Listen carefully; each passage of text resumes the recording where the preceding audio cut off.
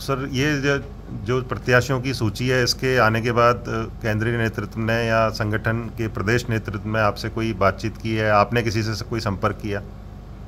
प्रदेश नेतृत्व से तो कई बार कोशिश करते हैं, किया भी है। चंद्रशेखर जी हमारे संगठन महामंत्री हैं, इनसे पिछले 2 महीने से टेलीफोन पर बात करने की कोशिश की कि हाँ मैं समय मिलते ही बात करता हूँ।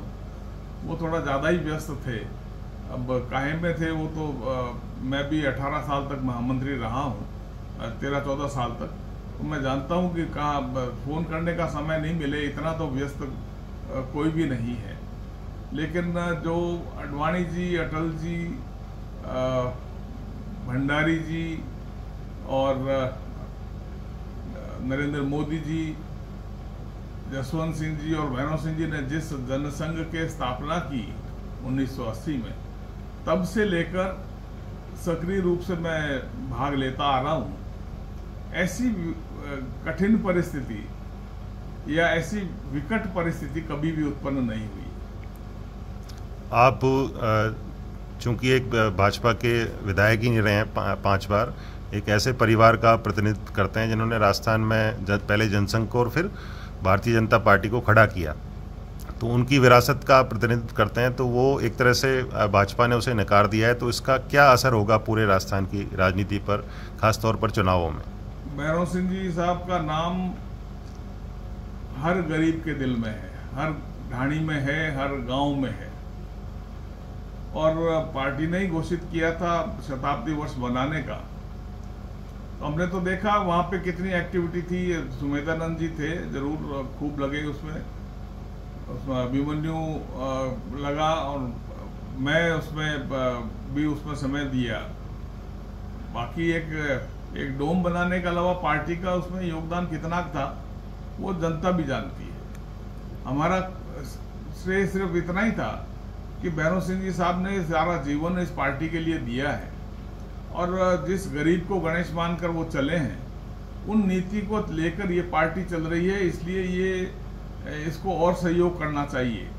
अब 23 तारीख को शताब्दी वर्ष, 23 तारीख को वर्षगांठ है, 23 अक्टूबर को, 23/10/23 उनकी जन्मदिन है, तो 23 तारीख को बड़ा फंक्शन यहाँ पर कर रहे हैं।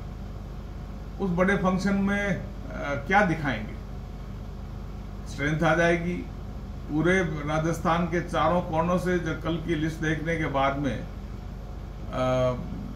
टेलीफोन आ रहे हैं, बहुत लोग यहाँ पर भी आए हैं। अब वो सब यही पूछ रहे हैं कि ये क्या हुआ, क्या जवाब दें। बात किसी से हुई नहीं है, इसीलिए अभी तक शांत बैठे हैं। देखते हैं बात होने के बाद क्या क्या निष्कर्ष निकलता है। लेकिन जो हुआ, जिस तरीके से पार्टी कर रही है, उससे नुकसान होने की गुंजाइश ज्यादा है फायदा होने की। एक चर्चा ये भी है कि आपको बीकानेर से या चित्तौड़ से मौका मिल सकता है, तो आपकी इस बारे में कोई बातचीत हो, कोई आश्वासन दिया हो पार्टी ने आपको? अभी तक किसी से बात ही नहीं हुई। और दूसरा, मैंने पकी पकाई, मैं कोई प्रोफेशनल पॉलिटिशियन नहीं हूँ। मैंने मेरी स्टेट सर्विसेज छोड़कर इसमें आया हूँ, तो कोई पैसा कमाने की नीयत से नहीं आया, सेवा करने की नीयत से आया हूँ। अगर पार्टी समझती है कि इतना ही दिन सेवा करनी है, तो मैं तो और खुला हो जाऊंगा। भैरव सिंह जी साहब की नीतियों को और उन्होंने जो कहा है उसके ऊपर तो अडिग होकर चलूंगा, कोई मेरे को डिगा नहीं सकता। और उस पर चलने पर कईयों को अगर कष्ट होता है तो वो सामने आ जाएगा। आज जो पार्टी को लीड कर रहे हैं, उनका साधारण सदस्यता का तो मेरे पास फॉर्म पड़ा है, मैं वो भी निकाल लूंगा, कहीं न कहीं मिल जाएगा। भूस्वामी आंदोलन का जो नोट्स बनाए थे जिससे नेहरू अवार्ड जारी हुआ है, वो भी मेरे पास पड़ा है। तो हर स्टेज पर जहां जहां भैरव सिंह साहब ने प्रमुख गतिविधि में भाग लिया, सब कागज पड़े हैं। समय नहीं मिल पा रहा, वो भी निकालेंगे। दूसरा सर, जिनको उम्मीदवार बनाया है भारतीय जनता पार्टी ने विद्याधर नगर से, उन्होंने कोई संपर्क किया आपसे? नहीं, संपर्क, टेलीफोन आया था कल, तो मैंने तो यही कहा कि नरपत सिंह राजवी यहाँ पर खड़ा है और आपको पार्टी ने बनाया है, प्रत्याशी दिया है, तो मेरे को तो किसी ने पूछा नहीं। स्टेटमेंट तो वहां पर ये दे रहे कि पार्टी का निर्णय सर्वोपरि है। लेकिन आपका योगदान यहाँ पर क्या रहा है। इसलिए मैंने तो यही कहा कि नरपत सिंह सामने खड़ा है और आप अपना निर्णय अपने हिसाब से लीजिए। तो आपका आगे का निर्णय, कदम, रणनीति क्या रहेगी? रणनीति अभी तक कोई विचार नहीं किया है।